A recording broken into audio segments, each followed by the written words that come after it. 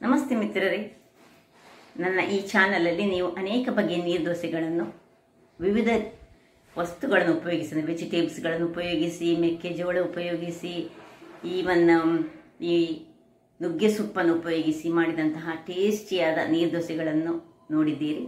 ಇವತ್ತು ನಾನು ನಮ್ಮ ಕರಾವಳಿಯ ಕುಚ್ಚಲಕ್ಕಿ, ಅದು ಸಹ ಬಿಳಿ ಕುಚ್ಚಲಕ್ಕಿಯನ್ನು ಬಳಸಿ ಒಂದು ರುಚಿಕರವಾದ ನೀರ್ದೋಸೆ, ಅದು ಸಹ ಮಸಾಲ ನೀರ್ದೋಸೆಯನ್ನು ಮಾಡಿದ್ದೇನೆ. ಬಟ್ ಈ ಒಂದು ನೀರ್ದೋಸೆಗೆ ಕಾಯುವಾಗ ಟೈಮ್ ಸ್ವಲ್ಪ ಹೆಚ್ಚು ಬೇಕಾಗ್ತದೆ ಮತ್ತು ತಿನ್ನುವಾಗ ಈ ಒಂದು ಕೋರು ರೊಟ್ಟಿಯನ್ನು ಹೇಗೆ ತಿಂತೇವೆ ನೋಡಿ ಅದೇ ರೀತಿಯಲ್ಲಿ ಬರ್ತದೆ. ಕ್ರಿಸ್ಪಿಯಾಗಿ ಕಾಯಿಸಿದರೆ, ಸ್ಮೂತಲ್ಲಿ ಸಹ ಕಾಯಿಸಿದರೆ ಆಗ್ತದೆ, ಹೀಗೆ ನಾರ್ಮಲ್ ದೋಸೆಯಾಗಿ ಆಗ್ತದೆ.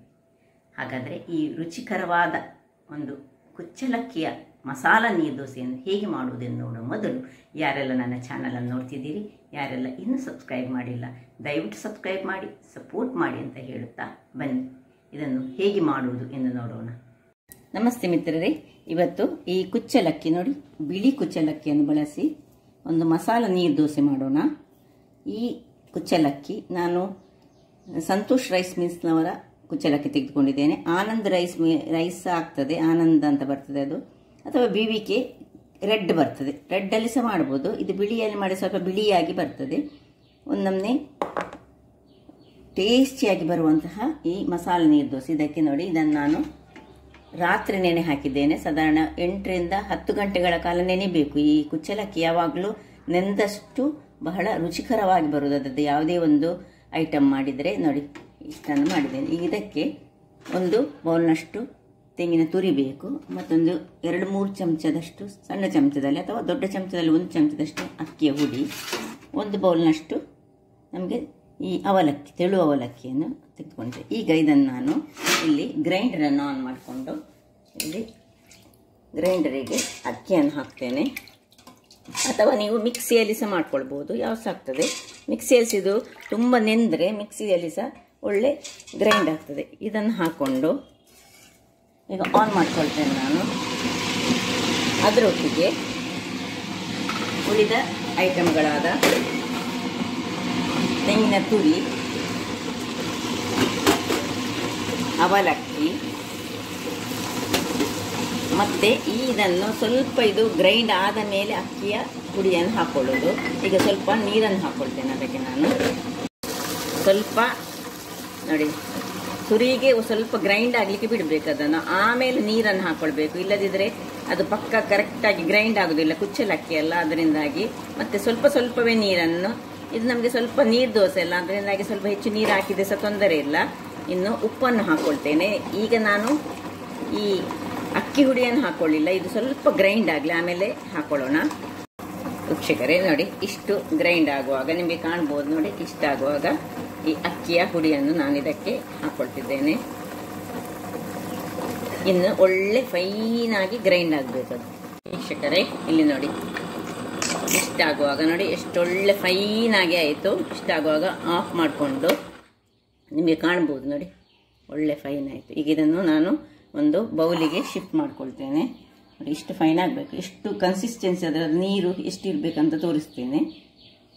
ವೀಕ್ಷಕರೇ ಇಲ್ಲಿ ನೋಡಿ, ನಾನು 2 ಪಾತ್ರೆಗೆ ಇದನ್ನು ತೆಗೆದುಕೊಂಡಿದ್ದೇನೆ. ಯಾಕೆ ಹೇಳಿದರೆ, ನೀವು ಎಷ್ಟು ಮಂದಿ ಇದ್ದೀರಿ ಅದರ ಮುಖಾಂತರ ನೀವು ಇದನ್ನು ನೀರು ಮಾಡ್ಕೊಳ್ಬೇಕು. ಇದನ್ನು ಬೇಕಿದ್ರೆ ನೀವು ಫ್ರಿಜ್ಜಲ್ಲಿ ಸ್ವಲ್ಪ ಇಟ್ಕೊಳ್ಬೋದು. ನೋಡಿ, ನೀರು ನಾನು ಇದನ್ನು ಇನ್ನು ಮಿಕ್ಸ್ ಮಾಡಲಿಲ್ಲ ಎಷ್ಟು, ಅಂದರೆ ಇದು ನಮಗೆ ಸ್ವಲ್ಪ ನೀರಾಗಿ ಬೇಕಾಗ್ತದೆ.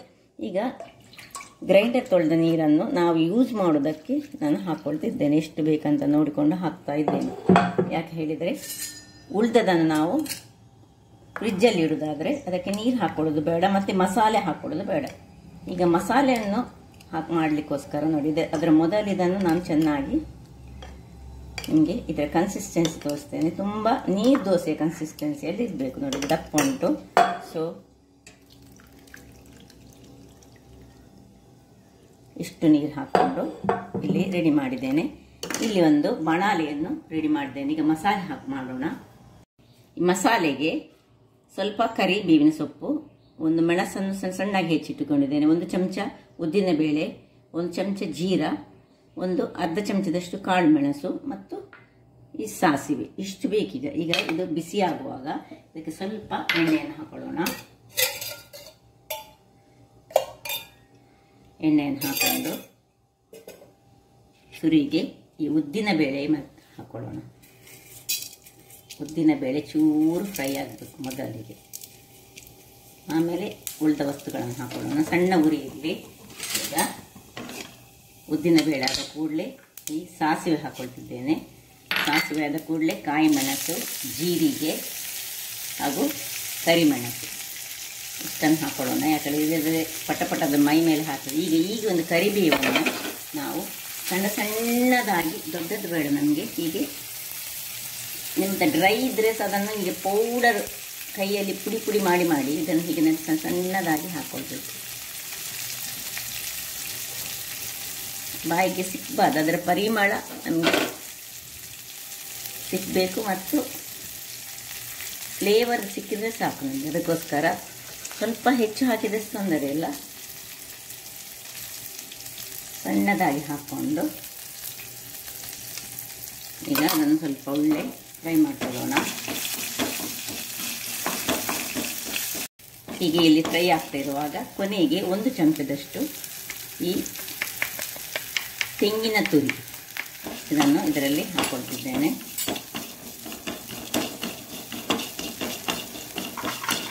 ತೆಂಗಿನ ತುರಿ ಚೂರು ಫ್ರೈ ಹಾಕ್ಕೊಳ್ಬೇಕು. ಆಗಲಿ ಮೆಣಸು ಫ್ರೈ ಆಗಬೇಕು, ಎಲ್ಲ ಸಹ ಫ್ರೈ ಹಾಕ್ಕೊಂಡು ಮೇಲೆ ಅದನ್ನು ನಾವೀಗ ಆಫ್ ಮಾಡಿಕೊಳ್ಳೋದು. ತೆಂಗಿನ ತುರಿ ಅದಕ್ಕೊಂದು ಘಮ ಬರಬೇಕು ನೋಡಿ. ಇದಾಯಿತು. ಇವನ್ ಸಾಸಿವೆ ಸಹ ಪಟ ಹೇಳ್ತಾ ಉಂಟು. ಇದನ್ನು ಆಫ್ ಮಾಡಿಕೊಂಡು ಇದನ್ನು ಇದಕ್ಕೆ ಶಿಫ್ಟ್ ಮಾಡಿಕೊಳ್ಳೋಣ. ಸ್ವಲ್ಪ ತಣ್ಣಗಾಗಿದ್ದ ಮೇಲೆ ಸಹ ಹಾಕ್ಕೊಳ್ಬೋದು, ಕೂಡಲೇ ಸಹ ಹಾಕ್ಕೊಂಡು ತೊಂದರೆ ಇಲ್ಲ.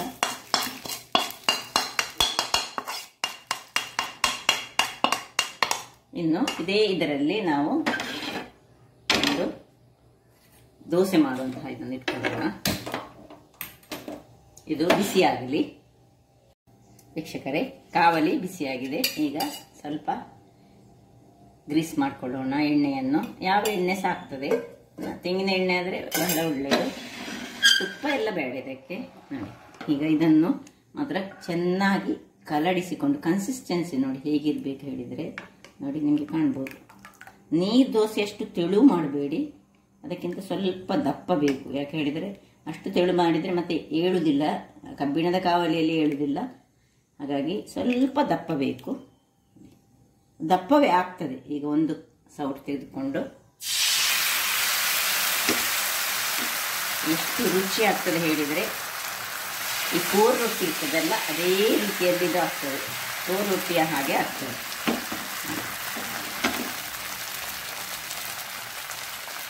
ಈಗ ಮುಚ್ಚಳವನ್ನು ಮುಚ್ಚಿ ಇದಕ್ಕೆ ಸ್ವಲ್ಪ ಕುಕ್ಕಿಂಗ್ ಟೈಮ್ ಸ್ವಲ್ಪ ಜಾಸ್ತಿ, ನೀರು ದೋಸೆಗಿಂತ ಜಾಸ್ತಿ ವೀಕ್ಷಕರೇ. ಇದು ಇಲ್ಲಿ ಕಾಯ್ತಾ ಇರಲಿ ನೋಡಿ, ಕಾಯ್ತಾ ಉಂಟು. ಅಷ್ಟಾಗುವಾಗ ಕೂಡಲೇ ನಾವು ರಪ್ಪ ಒಂದು ಚಟ್ನಿ ಮಾಡೋದಕ್ಕೆ ಸಿಂಪಲ್ ಕಾಯಿ ಚಟ್ನಿ ನೋಡಿ. ತೆಂಗಿನಕಾಯಿ, ಉಪ್ಪು, ಮೆಣಸು, ಕಾಯಿ ಮೆಣಸು, ನೀರುಳ್ಳಿ, ಬೆಳ್ಳುಳ್ಳಿ, ಸಣ್ಣ ತುಂಡು ಹುಳಿ ಮತ್ತು ಕರಿಬೇವಿನ ಸೊಪ್ಪು ಇಷ್ಟನ್ನು ಹಾಕ್ಕೊಂಡು ನೋಡಿ ಒಟ್ಟಿಗೆ ಎಲ್ಲವನ್ನು ಹಾಕೋದು. ಮತ್ತು ಬಿಸಿ ತಣ್ಣಗಾದ ನೀರನ್ನು ಹಾಕಿ ಇದನ್ನೊಂದು ಒಳ್ಳೆ ಚೆನ್ನಾದ ಚಟ್ನಿ ಮಾಡೋಣ. ಅಷ್ಟೊತ್ತಿಗೆ ಇದು ದೋಸೆ ರೆಡಿ ಆಗ್ತದೆ ವೀಕ್ಷಕರೇ. ನೋಡಿ ಚಟ್ನಿ ರೆಡಿ ಆಯಿತು, ಸಿಂಪಲ್ ಚಟ್ನಿ. ಇದಕ್ಕೆ ಬೇಕಾದೊಂದು ಒಗ್ಗರಣೆ ಸಹ ಕೊಟ್ಕೊಳ್ಬೋದು. ಇಲ್ಲಿ ದೋಸೆ ನೋಡಿ, ದೋಸೆ ಸಹ ರೆಡಿ ಆಯಿತು. ಹೇಗೆ ಬಂದಿದೆ ನೋಡಿ. ಇನ್ನೀಗ ಇದನ್ನು ಕ್ರಿಸ್ಪಿಯಾಗಿ ಸಹ ಮಾಡಿಕೊಳ್ಬೋದು ಅಥವಾ ತೆಳುವಾಗಿ ಸಹ ಮಾಡ್ಬೋದು. ಎಷ್ಟು ತೆಳುವಾಗಿ ನೋಡಿ, ಹೇಗೆ ಕೋರ್ ರೊಟ್ಟಿಯಾಗಿ ಆಗ್ತದೆ, ಅಷ್ಟು ಚೆನ್ನಾಗಿ ಬರ್ತದೆ ನೋಡಿ. ಇನ್ನೊಂದು ಅದೇ ರೀತಿಯಲ್ಲಿ ಮಾಡುವ ನೋಡಿ. ಹೀಗೆ ತುರಿಗೆ ಮಾತ್ರ ಹೀಗೆ ತಿರುಗಿಸ್ಕೊಳ್ಬೇಕು. ಇಲ್ಲಿ ನಾವು ಹೇಗೆ ನಾವು ನೀರು ದೋಸೆ ಮಾಡೋ ತಿರುಗಿಸ್ಕೊಳ್ತೇವೆ, ಹಿಟ್ಟು ಸ್ವಲ್ಪ ನೀರು ದೋಸೆಗಿಂತ ಸ್ವಲ್ಪ ದಪ್ಪ ಇರಬೇಕು. ಬಟ್ ತೆಳುವಾದ ರುಚಿಕರವಾದ ದೋಸೆ ರೆಡಿ ಆಗ್ತದೆ. ನೀರು ದೋಸೆ ಎಷ್ಟು ತೆಳುವಲ್ಲ, ಚೂರು ದಪ್ಪ, ತುಂಬ ದಪ್ಪ ಸಹ ಮಾಡಬಾರ್ದು. ತುಂಬ ದಪ್ಪ ಆದರೆ ಒಳ್ಳೆಯದಾಗೋದಿಲ್ಲ ನೋಡಿ. ಇನ್ನು ಮುಚ್ಚಳ ಮುಚ್ಚಿ ಬೇಯಿಸ್ಕೊಳ್ಳೋಣ ವೀಕ್ಷಕರೇ. ಇಲ್ಲಿ ನೋಡಿ ಎರಡನೇ ದೋಸೆ ಸಹ ರೆಡಿಯಾಗಿದೆ. ನಿಮಗೆ ಕ್ರಿಸ್ಪಿ ಬೇಕಿದ್ರೆ ಕ್ರಿಸ್ಪಿ ಅಥವಾ ಸಾಫ್ಟ್ ಬೇಕಿದ್ರೆ ಸಾಫ್ಟ್. ಈಗ ಕ್ರಿಸ್ಪಿ ಆದರೆ ಈಗಲೇ ಅದು ಸಾಫ್ಟ್ ಆದರೆ ಈಗಲೇ ತೆಗೆದುಕೊಳ್ಬೇಕು. ಕ್ರಿಸ್ಪಿ ಅಂತ ಬೇಕಿದ್ರೆ ಇನ್ನು ಒಂದು ನಿಮಿಷ ಇಟ್ಕೊಳ್ಬೇಕು. 1 ನಿಮಿಷಗಳ ಬಳಿಕ ನೋಡಿ ಹೇಗೆ ಬಂತು ನೋಡಿ, ಏನು ಚೆನ್ನಾಗಿ ಬರ್ತದೆ ಹೇಳಿದರೆ. ಅದಕ್ಕೆ ಚಟ್ನಿ ಸಹ ಒಂದು ರೆಡಿಯಾಗಿದೆ. ಇಲ್ಲಿ ನೋಡಿ ಒಳ್ಳೆ ನೋಡಿ ಹೇಗೆ ಹೇಗೆ ಉಂಟು ನೋಡಿ, ರವಾ ದೋಸೆದ ಹಾಗೆ ಬರ್ತದೆ. ರವಾ ಯಾರಿಗೆ ಬೇಡ ಅಂತವರು ಈ ರೀತಿಯಾಗಿ ದೋಸೆಯನ್ನು ಮಾಡಿಕೊಂಡು ತಿನ್ಬೋದು. ಚಟ್ನಿ ಸಿಂಪಲ್ ಚಟ್ನಿ ಇದಕ್ಕೆ ಬಹಳ ರುಚಿಕರವಾಗಿ ಆಗ್ತದೆ.